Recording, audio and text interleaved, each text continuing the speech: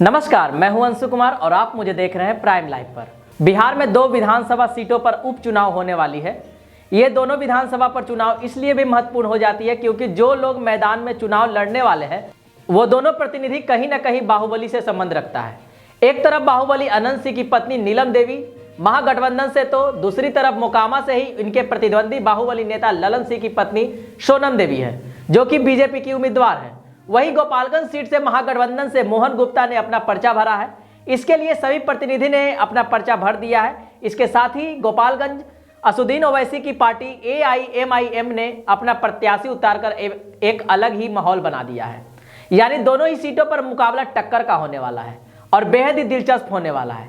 Gopalganj Rajad supremo Lalu Yadav का गृह जिला है।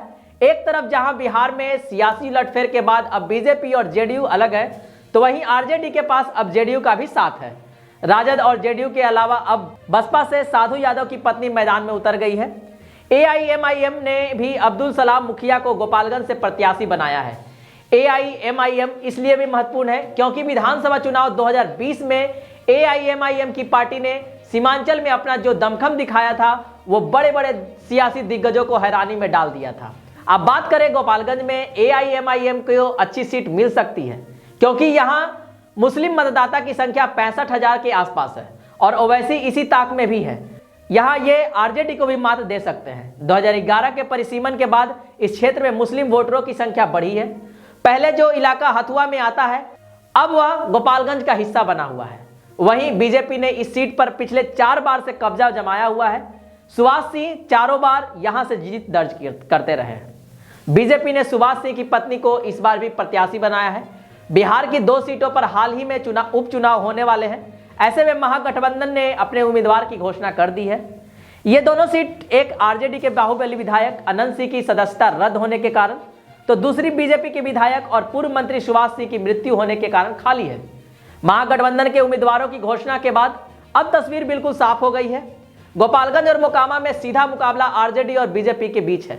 गोपालगंज से बीजेपी की उम्मीदवार दिवंगत सुभाष सिंह की पत्नी कुसुम देवी का मुकाबला आरजेडी के मोहन गुप्ता से है। वहीं राजद प्रदेश कार्यालय में महागठबंधन के उम्मीदवारों की घोषणा करते हुए हम के संरक्षक और पूर्व मुख्यमंत्री जीतन राम मांझी ने कहा कि महागठबंधन के सभी दलों की ओर से दोनों प्रत्याशियों की जीत सुनिश्चित है। वहीं नीलम देवी ने बीजेपी पर तंज कसते हुए कहा कि मोकामा में कोई कीचड़ नहीं है, इसलिए वहां कोई कमल नहीं खिलेगा। इसके लिए मुख्यमंत्री भी प्रचार के लिए मोकामा जाएंगे। इस चुनाव का परिणाम 9 नवंबर को आएगा। इसके साथ ही साथ आपको बता दें कि इन 2 जगहों के अलावा भी एक जगह और भी उपचुनाव हो सकते हैं। राजद के विधायक डॉक्टर अनिल कुमार सहनी की विधानसभा सदस्यता समाप्त हो गई है। कुढ़नी को रिक्त घोषित कर इसकी सूचना चुनाव आयोग को दे दी है ताकि सुविधानुसार वहां उपचुनाव हो सके। हालांकि अभी 3 नवंबर को मोकामा और गोपालगंज सीटें पर चुनाव होने हैं। बिना यात्रा किए राज्यसभा से लाखों रुपए का भत्ता LTC लेने के आरोप में सजा पाए आरजेडी के विधायक डॉक्टर अनिल कुमार सहनी की विधानसभा सदस्यता समाप्त हो गई है। वे मुजफ्फरपुर जिला के कुढ़नी के से विधायक थे। विधानसभा ने कुढ़नी को रिक्त घोषित कर इसकी सूचना चुनाव आयोग को दे दी है ताकि सुविधानुसार वहां उपचुनाव हो सके। 3 नवंबर को मोकामा और गोपालगंज सीट के लिए उपचुनाव होने हैं। उसके बाद ही कुढ़नी का नंबर आएगा। सहनी की सदस्यता 3 सितंबर 2022 से समाप्त की गई है।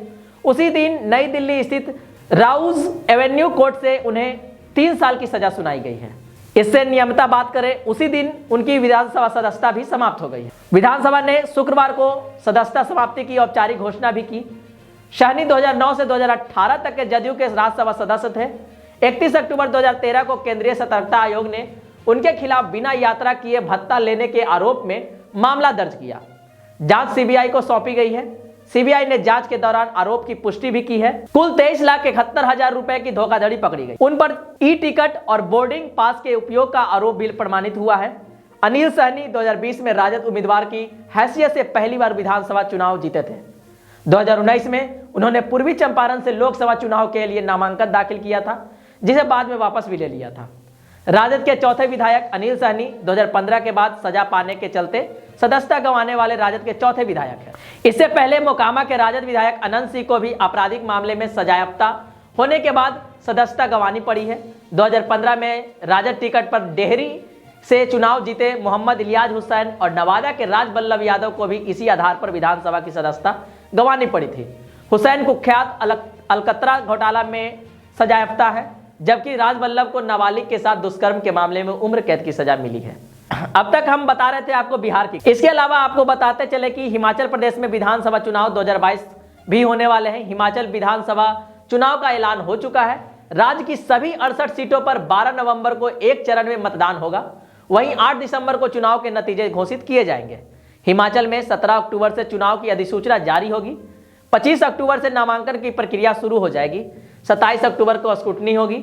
29 अक्टूबर तक प्रत्याशी नाम वापस ले सकेंगे। वहीं 80 साल से ऊपर के लोग अपने घर से ही वोटिंग कर सकेंगे।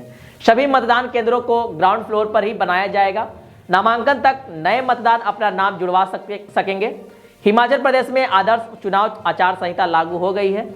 नामांकन के दिन युवा मतदाता वोट बना सकेंगे। 8 जनवरी 2023 को हिमाचल प्रदेश की मौजूदा सरकार अपना कार्यकाल पूरा कर रही है। हिमाचल में बीजेपी और कांग्रेस दो प्रमुख दल हैं, जिनमें कांटे की टक्कर हो सकती है। बीजेपी इस बार मिशन रिपीट के लिए पूरा जोर लगा रही है। वहीं कांग्रेस का मानना है कि रिवाज इस बार बदलेगा, यानी सरकार रिपीट नहीं होगी। अभी मौजूदा में हिमाचल प्रदेश के मुख्यमंत्री जयराम ठाकुर है, जो कि बीजेपी पार्टी के हैं। आज की वीडियो में बस इतना ही। समाप्त करते हैं अपने इस वीडियो का। तब तक के लिए बने रहे प्राइम लाइव के साथ। धन्यवाद।